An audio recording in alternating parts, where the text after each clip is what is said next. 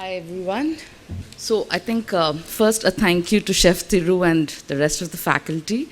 It's been 24 years since I've come back to college and it looks fabulous. So, and Thiru's been trying to get me here for some time now. Really sorry about that. So I think Anusha read a large part of what I was going to talk to you all about. So let me start by telling you all that after I finished WGSHA, I worked with the corporate sector. So I was with all the three brands that she spoke about. And yes, I specialized in sales and marketing throughout. Being an entrepreneur was not something that was on my list. And it's, I think, going back to about 5 years, I was working with Lemon Tree. And one fine day, the entire sales and marketing setup was fired. So we pretty much lost our job. And I was going to turn 40. And it was a dream somewhere that when I turn 40, I'm not going to be working for someone, just like you mentioned. So that started the journey. I took about a year and a half off to figure out what I wanted to do because I was not clear on what I wanted, but I was very clear on what I didn't want, and that was to go back to the corporate world. So it started with my love for food. So pretty much what everyone's been talking about, all those points are what makes you an entrepreneur at the end of the day. And you'll see that in different aspects as you go along. So I love food and I love regional food. And I realized that across the country, we have some fabulous regional food, but there's hardly any presentation in any of the cities. So if you go, and I just heard some of my ex-alumni tell me that they went looking for local food last night, but they couldn't get anything. And that's the case in most of the cities. So you get food from the West and from the East world, but you don't get it from the area that you are in. And that is what motivated me to start something. And I'm a Gauda. So Gauda is a community in Karnataka. And we have a cuisine like every other community. And we're a lazy lot. We believe that the cuisine needs to just rest at home. It's not that something that people are going to be commercially inclined to pay for. And my business partner, Vishu, we've been friends and neighbors all our lives. She comes from the Mangalorean community. Thankfully, that community has actually stepped out and introduced the cuisine to the country. So a lot of people are aware of Mangalorean food. So we had one cuisine which was a little known, one cuisine which was not known at all. And she also happened to be on a sabbatical. And it was a coincidental lunch with lots of alcohol that made us want to start something of our own.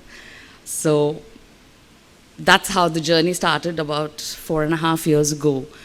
So we sat down to talk about what is it that we wanted. So we were very clear that we wanted the regional food in its true format, not something that's adulterated, not something that's fusioned with other cuisines and stuff like that. The other thing was that both of us had very strong food philosophies. She comes from a mental makeup of there being no wastage. She hates wasting food, which is right. I came from a setup which said that I do not want anything that's frozen. I want everything fresh because that's the way I like food at home. And considering I worked with the hotel industry for 19 years, I had a lot of frozen food. So those were the two key areas that both of us were very particular about. And the third thing that we both agreed upon is that we wanted to start something that was not going to swallow us up in terms of our lifestyles. Because the food industry, as most of you know, is like selling your soul to the devil.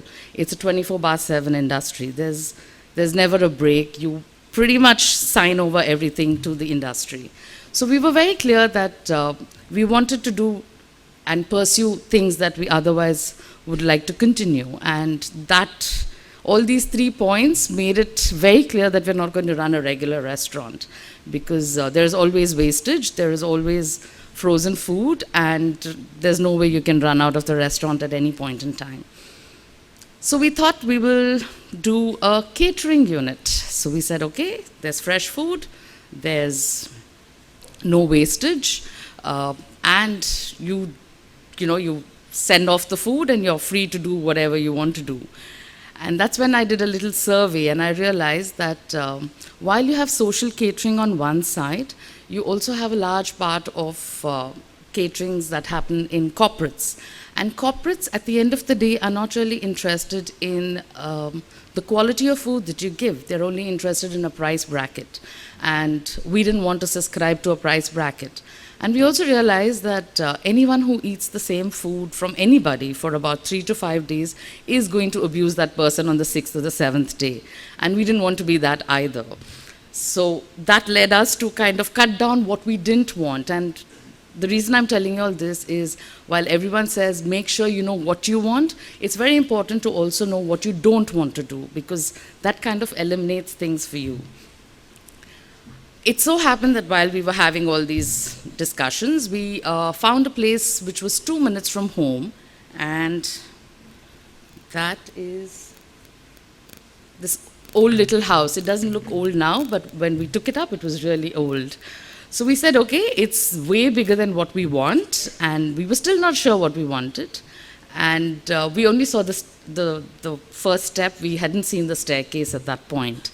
So we said, let's take this up, because it's not often that you get a place close to home where you don't have to travel, and Bangalore's traffic is kind of notorious.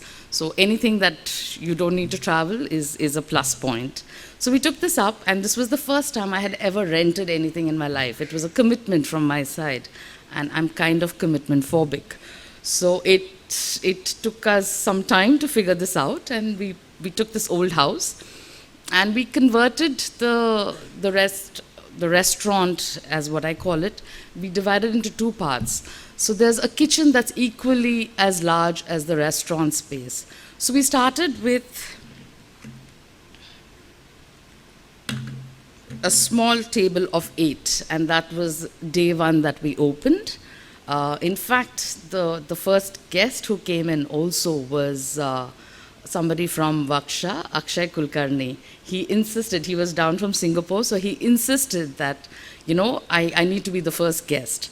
So the day we started, we knew what we were going to be doing in terms of the food, but we didn't know the whole process through. So we were very clear that we're not going to have pre-cooked food if people were not going to book, because that way we avoided wastage. So people have to book to come to the restaurant, and they have to book minimum of 24 hours, because we buy everything fresh in the morning. And the ingredients are something that we believe is about 70% of the dish. So we focus a lot on the ingredients. So we actually look at ingredients every day and we buy them. So I go to the market at least about 5 times a week. So it's all hands-on that we started with, and we've continued in the same process. So people have to call and book. They have to tell us their preferences, their allergies, and we pretty much decide what they eat. The reason why we decide what they eat is also based on how I have experienced food. Every time I go to a regional restaurant, I find that because I don't know the cuisine, I don't know what to order. I don't know what goes with what, and there's hardly any suggestions that comes in from the waiting staff. It's typically these are our best sellers. So and I lose my appetite pretty much half the time. So I decided that I'm going to decide what people eat, because it's a cuisine that I know and it's food that I know. And I decide every morning what people eat for that day. So it's an experience where it's like going to someone's house, because my best meal experiences have been in people's homes, where I don't have a choice in what I'm going to be served. I am typically told by the host how to eat certain things in specific ways, which I otherwise would not know about that cuisine. And that's exactly what we follow. So today we're about 4 years old, and in this industry, 4 years is considered to be a fairly decent time, because I think for every 100 restaurants that open every year, 80% of them close in the first year. The balance 20, about 15 of them close in the second year. So about 5 restaurants pretty much continue, and that's been the trend for the industry, unfortunately. So it's, for us, 4 years is a big mark. So we've traversed quite a bit. We've had challenges. We've had some great moments. We have so as part of our concept, we got that right. Because I'm a sales and marketing person, and I was in hotels, I invariably had checklists for every restaurant that I launched or every hotel that I relaunched. And a lot of it was stuff that I didn't believe in. So with my own space, I chose to do what I believed in, and I chose not to advertise. To date, we've not spent a rupee in any kind of advertisement. We only talk about it, and we only hope that it's only word of mouth. So people come to us again through referrals in a way, or they come to us because they've heard about us through other people. A large part of our clients today, surprisingly, and when we opened, we never knew that would be the case. A large part of them are local people. We thought the Gowdas would never come, the Mangaloreans wouldn't come because they get the same food at home. But I think current generations are tired of doing the same, or tired of trying to cook this long processed food. They prefer things which are easier. So we get a huge amount of local communities. We do a lot of catering also, and we don't have any kind of restrictions on numbers. We cater for one person, we cater for 400 people. So there's no minimum. And that's also because we believe that if someone wants food and they tell us in advance, they can get food. There is no minimum attached to it. But everything goes with minimum of a day's advance. So while we put all of this together and we let it grow organically, a large part of the fact that we've reached 4 years is also because of the team that we have. And everyone comes to us and asks us, who are your chefs? So our chefs, we don't have chefs. We have a bunch of women from within the locality, and they have, I don't think they've had jobs before. A couple of them have, but most of them have never had jobs before. They've learned to cook from their mothers and their families. So we took them on board, and today these women have gone on to having accounts, which is a huge thing because they came from backgrounds which did not allow them all of this. They're financially independent, and what they started with, they earn about 4 times of that today with us. And they educate their kids. There are a whole bunch of single moms that we kind of employ. And we allow them the flexibility of working different shifts to suit their fact that they would be working in other homes or other places to earn extra money. We, the 4 kids that you see down were the first batch of our mentees. So we tied up with a non-profit organization to give back to the community, because when I joined this course, I didn't know anything about hotels. We didn't have Google, and the reason I joined this college was because I read in a newspaper ad which said nestled between the Arabian Sea and the Western Ghats. So that is what got me to Manipal, nothing to do with the course. And luckily for me, I've continued to be in the industry. But I do know a lot of people who at the age of 15, 16 have to choose a career course, and most often they don't continue with that. They kind of ditch it halfway through. So our idea is to give back to some of these people and say, so we run these mentee programs where children between 14 and 18 come and intern with us from anywhere from 10 to 15 days, and they get a first-hand this exposure to the restaurant business. I can't say industry, but to some amount of restaurant business, and then they decide if they want to study further or not in the same form. So I think they've also been invited. Thiru and gang happened to meet them the first batch, so I think they're going to be coming here in another couple of years to kind of explore this college also. Somebody earlier said success, money, growth, all of that. So for us, success, yes, it has to be financially feasible, but it's not something that is the only sole driving factor for us. We have a sense of giving that we believe in. a lot of well-being. So we encourage all our teams to actually have a healthy life, be it with yoga, be it with other activities. We encourage them to do. Some of them are running because we want them to be fit people for themselves, not for anybody else. We also believe in a sense of wonder, and that for us is success, because it's amazing the kind of people who come to us with the stories they come to us with. We have a lot of old ladies and old gentlemen who come, who are all in the 80s, and they are all traditional Bangaloreans, and they walk out blessing us because our food is so great, and that for us is success. It's the money part will come eventually, and that's not an issue with us so far, but those are the things that we count as success for us. So it's not just, don't look at it just in the financial terms, is a piece of advice for you all. We, being a small organization or a small company, we use the ecosystem a lot.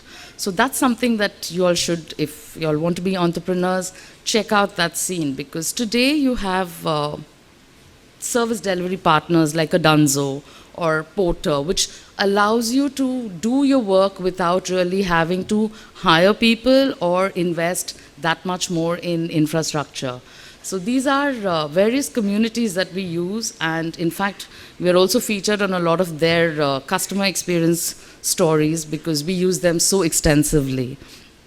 So don't always believe that anything that you have to do has to be only done by you. There are other opportunities available, so explore that.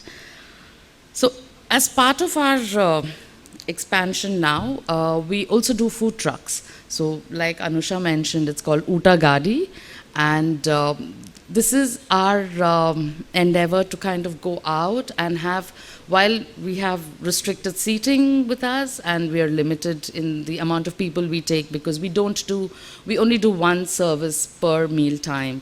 We don't double book because we believe it's an experience. It's not just to come and have a meal with us. So an experience takes anywhere between 2.5 hours, and it also involves a lot of storytelling by us. So between Vishu and me, we interact with everyone. So everyone hears about where this food came from, if it's got any kind of history, if it's got memories attached, and it's part of conversation building. So storytelling is a large part of our experience there.